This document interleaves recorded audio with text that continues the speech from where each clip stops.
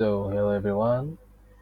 Let me introduce myself first. My name is Divan Rafael, and my name is 33220049, and I'm from class 33 6B07. And this video is gonna discuss about the project UAS from classroom management, and my lecturer is Miss Endang.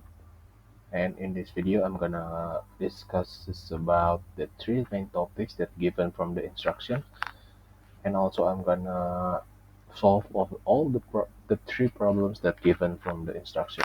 So let's get started to the first topics. It is teaching tolerance. So what is tolerance? Tolerance means accepting and respecting difference like culture, religion, race, gender, and opinions. When we in the class, we see someone is in Indonesia, we see someone like um, someone from Java, Sundanese, or Batak. And in education, it promotes inclusivity and respectful behavior among students. So, why we need teach tolerance? It is gonna build empathy and compassion, reduce bullying and conflict, encourage cooperative learning, and support social and emotional development. Next is there are four methods for teaching tolerance. The first is multicultural curriculum, explore world culture and histories. Second is literature and films, use stories to discuss diversity. The three is classroom discussion, talk about fairness, stereotype, and empathy. Four is celebrate diversity, hold events that honor different backgrounds. And the teacher for the teacher role, there are four roles. Be a role model for respectful behavior, address intolerance immediately, create a safe space for all voice, teach active listening and empathy. And the activities to promote tolerance is like the walk in their shoes role play, diversity tree wall display, culture show and tell, tolerance stand group projects, and the conclusion from the teaching tolerance it is teaching tolerance is a proactive strategy that creates peaceful and respectful classroom culture. It helps shape students into empathic and social aware individuals. So the next topic is helping students handle anger, frustration, and aggression. Understanding student emotions like anger, reaction to feeling threat, embarrassed and powerless, frustration when efforts don't lead to success, and aggression, physical or verbal responses to strong emotion. And the causes of this emotion it is academic struggle, peer conflicts, family problem, me- mental health issues, and lack of communication skills.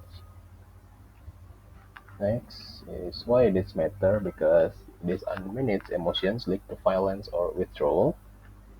This can affect the learning process, classroom climate, and peer relationship. It is because emotional regulation is a part of social emotional learning (SEL). So the strategies for the teacher is create a calm environment, teach emotional vocabularies like mad, disappointed, and overwhelmed, use visual cues to calming corners, practice breathing and grounding techniques, and the conflict resolution tools like I message statement like I feel when because reflection activities is like gonna do journals or some art, peer meditation, counseling referrals. And the teacher attitude to handle that is stay calm and patient, avoid escalating and confrontation, show empathy but maintain boundaries, praise emotional growth and effort. And the conclusion it is when students must be taught how to manage emotions, not punished for having them with the right tools. They can grow into emotionally resilient individuals. The last topic is disruptive behavior. What is disruptive behavior? Behavior that interrupts teaching and learning can be verbal, physical, emotional, or digital, includes refusal, outbursts, attention seeking, or avoidance. So the common example is like talking while others are speaking, ignoring instruction, using phones during lessons, physical aggression, sleeping or walking around aimlessly. Some underlying causes is like seeking attention, frustration with content, personal issues or trauma, learning difficulties, and poor classroom structure. To prevent that, this first is set clear expectation early on, use routines and structure, build strong relationship with students. And the intervention strategies is use nonverbal causes like eye contact and hand signal, redirect behavior calmly, private discussion instead of public shaming, and logical consequences, not punishment. When behavior escalates, use behavior contracts, involve school counselor or parents, track incidents with behavior logs, knew when to refer for the special helps. And the conclusion, the disruptive behavior is a communication of need. Effective management combine empathy, structure, consistency of support students in the making better choice. So this gonna be the next part is solve the problem. So this is the problem one. Aggressive student Alex in Miss Johnson class. Question: what classroom management technique can Miss Johnson implement to address Alex's aggressive behavior? So the first strategy is functional behavior assessment (FBA). FBA helps identify the purpose behind Alex's aggressive behaviors like attention seeking, escape, sensory need, etc. Once the function is clear, target intervention can be created. How it helps? So instead of general strategies, Ms. Johnson can implement function-based responses respecting ineffective trial and error methods. The second strategy is Behavior Intervention Plan (BIP). After the FBA, Ms. Johnson can develop BIP that includes target behavior definition, triggers or antecedents, replacement behavior or consequences, it is like positive or negative, and Alex have clear behavior goals and supporting system that guide him away from aggression towards more acceptable responses. And the strategy three is involve support staff. It's like form counselor or specialist. Referral to the student, school counselor or behavior specialist may be necessary if the behavior is severe or persistent. And counseling can address underlying emotional or psychological issues, while collaborating with specialists offers expert guidance and monitoring. So the second problem is off-task behavior from Miss Smith class. So what strategies can Mr. Smith use to increase on-task behavior and decrease off-task behavior? So the first strategy is use active supervision and proximity control. Mr. Smith should move around to the classroom frequently, making eye contact and standing near off-task students.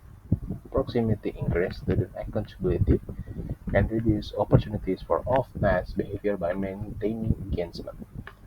So incorporate student choice and movement. That's the second strategy, allowing students to choose activities like picking between two math problems and incorporating short movement breaks help sustain attention. Increase student autonomy and focus, especially for students with attention difficulties. The third strategy is implement clear routines and visual timers. Is use structured daily routines and visual cost timers, like countdown for transition and work time, and provides clarity with predictably keeping students aware of what is expected and how long they need to stay focused. So the last problem is disruptive student from Jake in Miss Brown's class.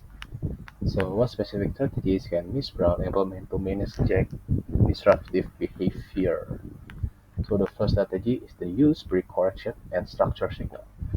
Before transitioning to a new activity or asking for attention, Miss Brown can remind Jack of expectation using short, clear cues like remember to raise your hand before speaking. And to avoid helps, anticipates and prevent misbehavior before it occurs. So reinforcing positive routines. Next, second strategy is behavior contract with clear goals and reward. Set up a written agreement with Jake that outlines two to three specific behaviors to work on, with consistent daily or weekly checks-in and rewards for progress. How it helps provides clear structure and motivation, encouraging Jake to take ownership of his behavior. Strategy 3 is classroom jobs or leadership roles. Assign Jake a positive leadership role such as a handling up material or being a group leader to redirect his energy constructively and build safe work and responsibility, reducing disruptive behavior by focusing on strength and trust. So that's all from the presentation. Thank you for watching my video. Have a good day. Thank you.